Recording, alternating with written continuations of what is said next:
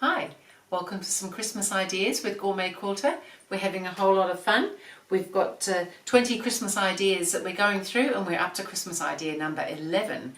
So this time we've got some cheeky little robins with some little dangly feet. Robins generally don't have dangly feet, so they've obviously decided that Christmas is the time to dangle. So they're quite cute. They've got a little tail and they're wearing a little Santa hat because it's Christmas. So we'll get started. For those of you who are interested, there is a pattern on GourmetQuilter.com. It's a downloadable pattern that you can purchase. It's under the 2020 tasty treats for this year. And all the information, all the shapes and everything that you'll need, all the fabric information is all written in the pattern for you. So we'll just get started. So I've already cut all mine out. So I'm using a really thin, super thin batting as a sort of liner behind everything because I just find it sits better. So I cut out my fronts, my back, my base, my tail, the little red chest and the hat, and we've got I'm putting some little bells on the end of some cord for the little dangling feet. So we'll get started on doing some of the stitching. So I'm just going to start on the tail. So he's got this little tail that sits out the back here, rightly or wrongly. Poor little thing. So I've just got the 2 layers of fabric there, and then I've got that just a piece of that thin batting. So really this is just simple sewing. It's just a little bit fiddly because it goes around little tight curves, but we're just using our regular 1/4 inch seam, and we just have to take it slowly when you do little tight curves like this so that we can get right into them. And stop and turn fairly frequently so that you can get a nice shape going as well. And then we're going to have to clip all the seams and turn it out the right way. So it's quite good to get this sort of thing done first, and then it's ready when we start assembling the little bird to have all the parts ready. He doesn't have a whole lot of parts, this guy.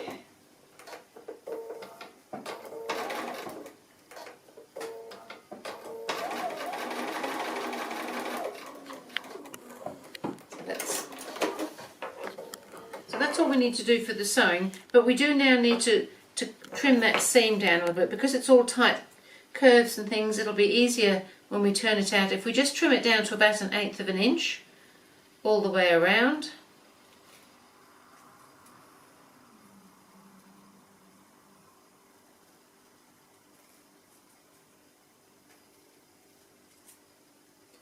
And then we just want to clip into the corners, into where that stitching goes in there, but don't cut the stitching. It's very easy to do, so just be careful of that.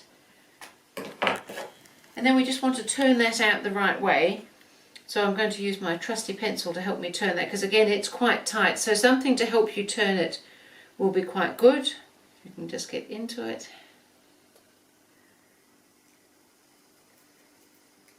So I just find if I can open it up and then push that through, and then we can,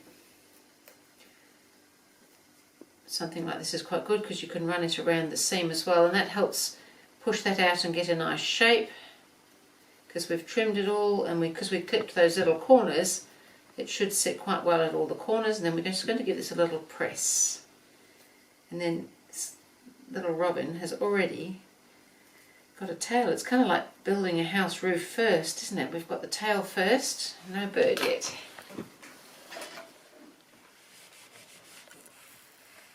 Whoops, but there's a bird coming.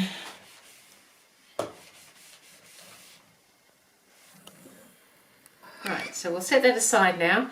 And now we want to start sewing up the face here. So we've got a little beak sitting out from the face here. So the beak is simply some fabric fused together both sides with fusible web. And it is fine like that because it just is. So we're going to position it between, so the front is in 2 separate pieces, and we're going to seam it down the front, and then we're going to pop the red over the top, but we want to include the beak in there. So we just want to make sure that the beak is going to sit just above the top of the red, and by the time the seam's in, it is sitting pretty perfectly just there.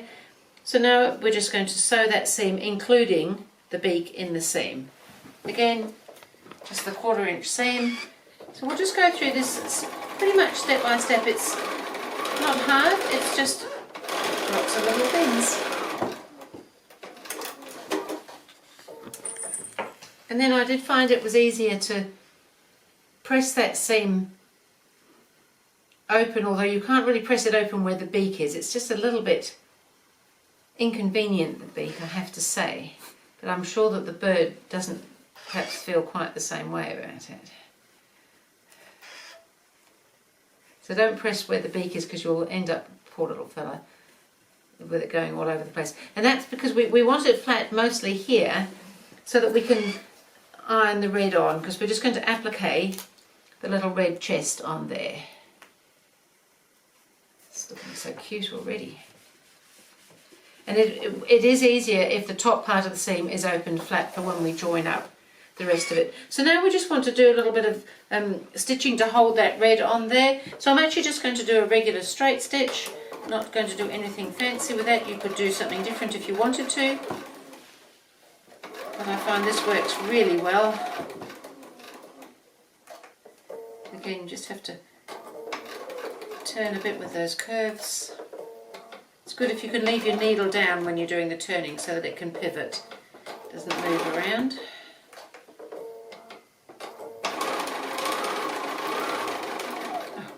Oh, so he's got a front already and a beak.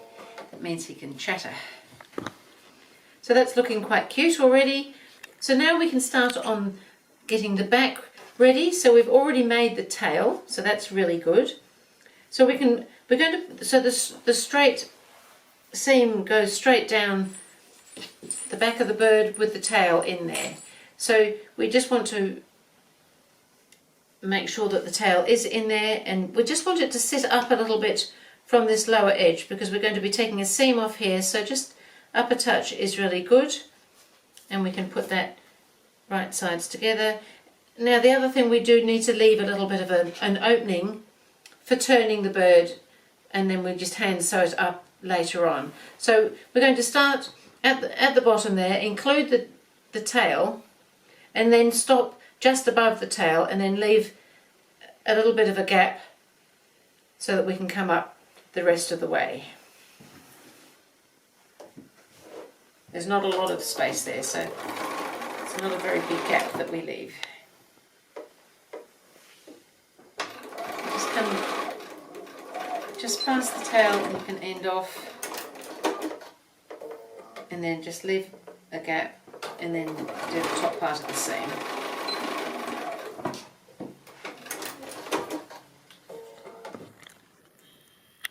And again, we might just press that top part of the seam open at least, just so that when it meets up with the other one, it's sitting nice and flat. And we can't do the bottom part because the tail, like the beak, is also a little inconvenient. So we're doing pretty well here. So we're going to put these two right sides together now.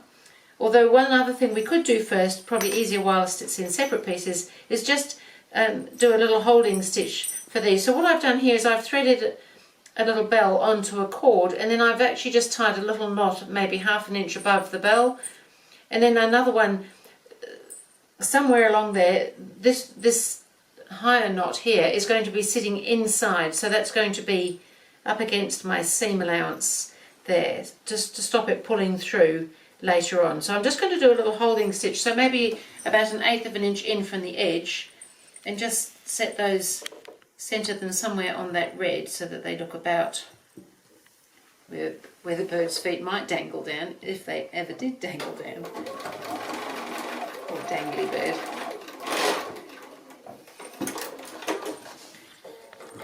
So they're on there now. They're also a little inconvenient at the moment.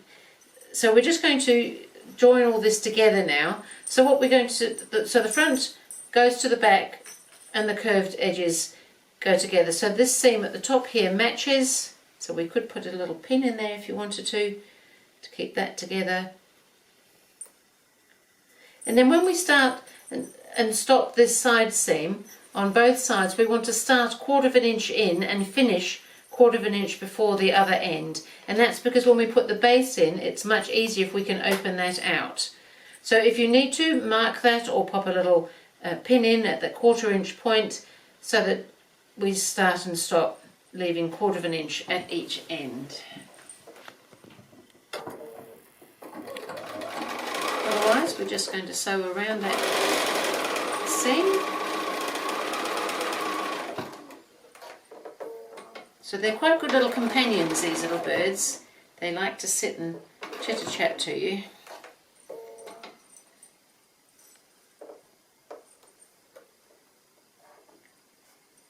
Move that around.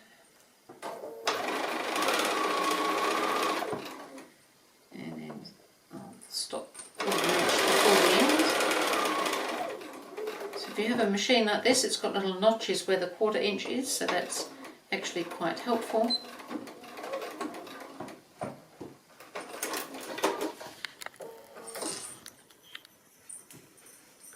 So we're doing pretty well here.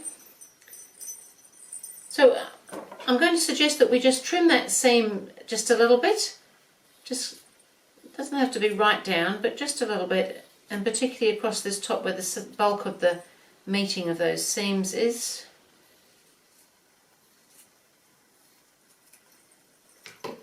Just take some of that bulk out. And now we're going to pop the base in. So we can start, this straight edge is the front, so that the little legs will dangle down from there. So we're just going to do that part of the seam first, and then we'll do the back curved section afterwards. So because we've got this open 1/4 inch here, we can position the raw edges together and start and stop at that 1/4 inch point. So those little bells need to stay inside, but these other little bits of cord will sit outside. It all looks a little bit inconvenient. However, we're going to get there. So we'll pop a couple of pins in. So we know we're starting at that 1/4 inch mark there, and that will just allow everything to sit nicely. We do have to make sure that the seam will be connected up at that corner, because if you go ahead and do, I'm going to be putting some crushed walnut shell in it, so we need to make sure everything is sealed, otherwise the poor little bird will just pour out shell.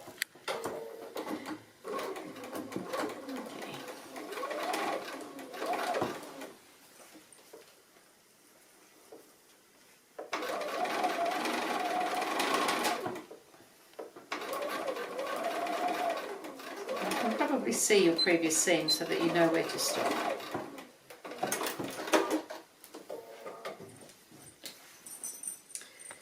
And now we want to put this back section in. So it would be quite helpful to know where that centre of that curve is near enough so that you can position that with that back seam. Now this little tail piece here, you'll just need to fold that piece out of the way because it just kind of wants to get in the way of the seam otherwise. But we've got that pin there now, so that, and we had that seam open there, so that we can just pin in the centre there. And I am going to suggest a couple more pins because of this curve. It kind of wants to move away from that edge, and we want it to be lined up on the edge as much as possible. Just might need to ease that in a little bit going around there, and that's fine. But that's where the pin really helps.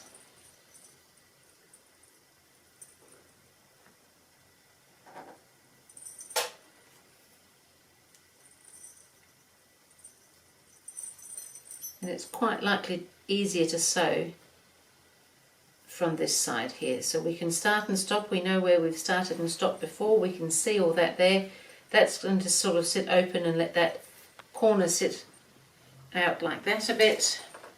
So it is a little bit tight, but I think you can do it. Put an extra pin in if you need to make sure that the edges are going to sit together nicely for you.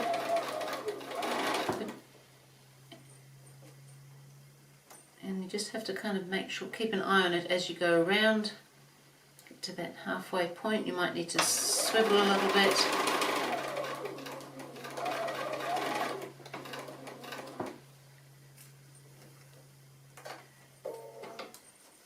So I like to just have a look and make sure things are out of the way. Those bells are in there, so you might need to sort of push them over to one side. It's quite busy in there.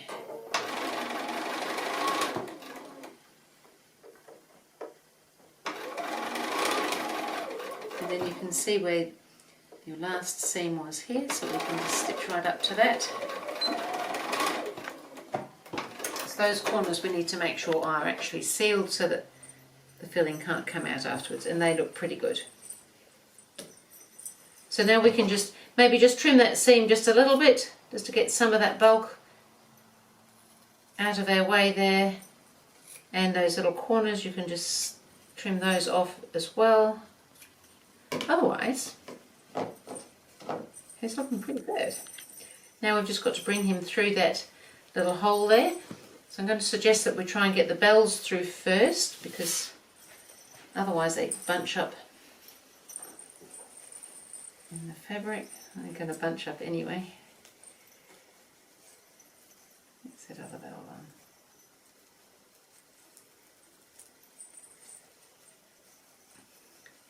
And then we should be able to just push that fabric through as well. It is a little tight because there wasn't a lot of space for a big hole. However, I know it fits. Here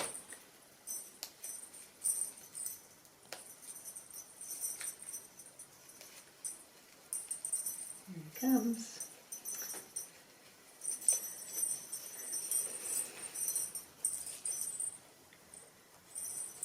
And it's looking pretty cute already.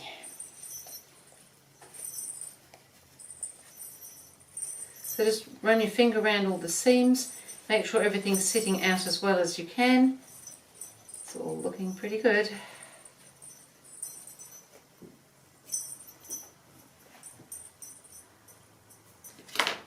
So there he is, he's ready for some filling. He says he's quite hungry. So I'm going to put some of this crushed walnut shell in. And I'm also going to put in his head just a little bit of fibre fill, just to sort of fill up the top section, because what happens with the crushed walnut shell, or anything that's a little bit weighted like that, it tends to sink and then the head goes a little bit empty. So if we fill it up with some fibre fill, it all kind of stays nice. So we're just going to pop a little funnel in here. We don't need very much, of course.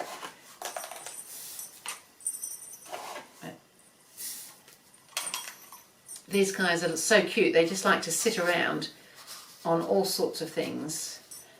They'll sit on your sewing machine, they'll sit on your table, they'll sit on a bookshelf, they'll sit on a tree, they'll just sit anywhere. They're not fussy, they just sit anywhere.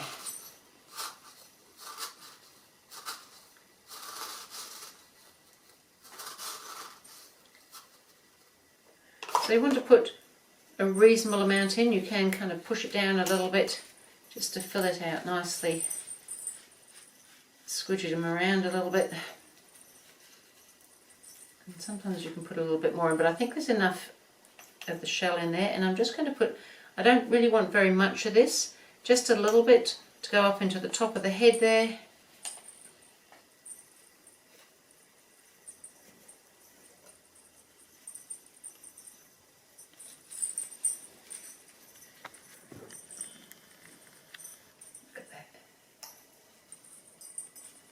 Hi, how you doing? So he's looking pretty good already. So that needs to be hand stitched closed now, and then we've got to make his hat. So I can let him sit there just for a minute and we can get started on this hat. So we've got a piece here for the hat and we've got a brim. So I'm going to suggest that we put the brim onto the wrong side of the fabric, and we're just going to stitch it around. So this is straight and this is on a curve.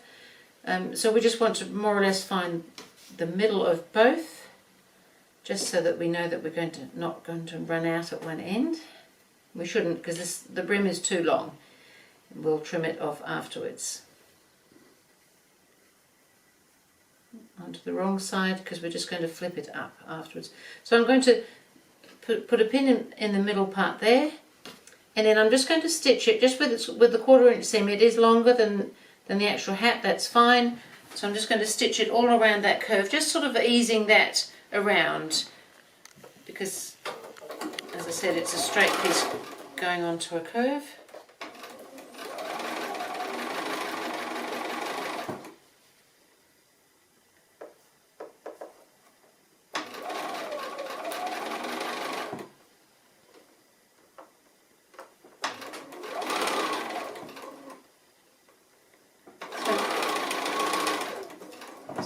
stitch along there.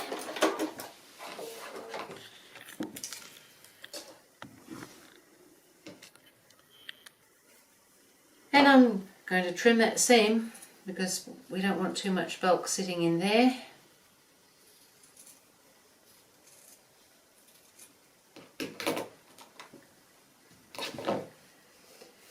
And then I'm just going to give that a quick press. So remember, we sewed it to the wrong side of the fabric because we're wanting it to flip up this way onto the right side.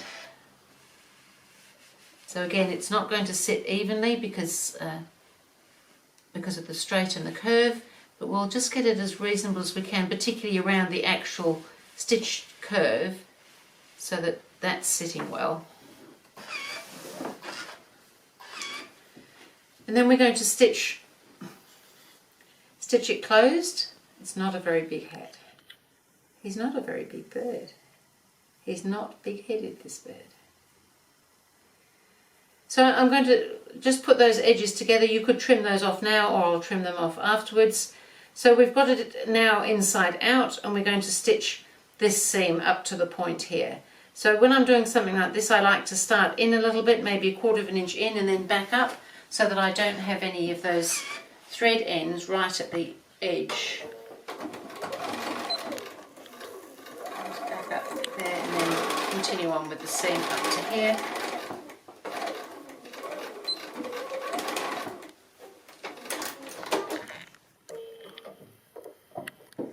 And now I'm going to trim off the point, and I'm going to trim off the extra of the brim. So that's quite bulky there. I'm just going to trim that little point away as well, just so that it's not too much sitting inside there on the back of his head.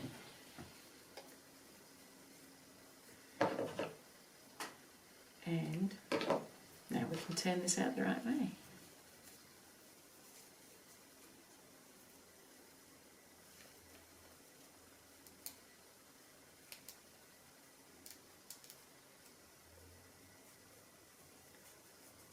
That is looking so cute. So I've still got to stitch him up, so I've got a little needle and thread here. We might as well get this job done. It won't take very long. So just a little slip stitch to close this gap up the back here.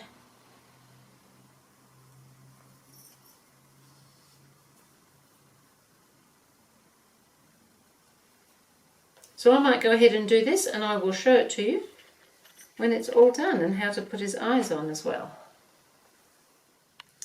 So we've got our little bird. I finished sewing up the back there. I've sat his hat on. He just needs some eyes now.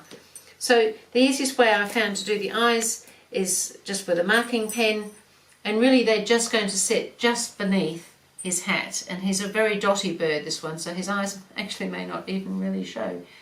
But I'm just using a permanent marking pen, and it's really just a black dot. You could embroider them, you could sew little tiny buttons on. You don't want anything too big because it would probably not be so helpful for him, but he does like to see something. So he's very happy. He says that he's quite pleased that there's a little group over here that he can join, because birds like to flock together. So that was a little Christmas robin with dangly legs. I hope you enjoy him. That was Christmas idea number 11. I will see you again with Christmas idea number 12.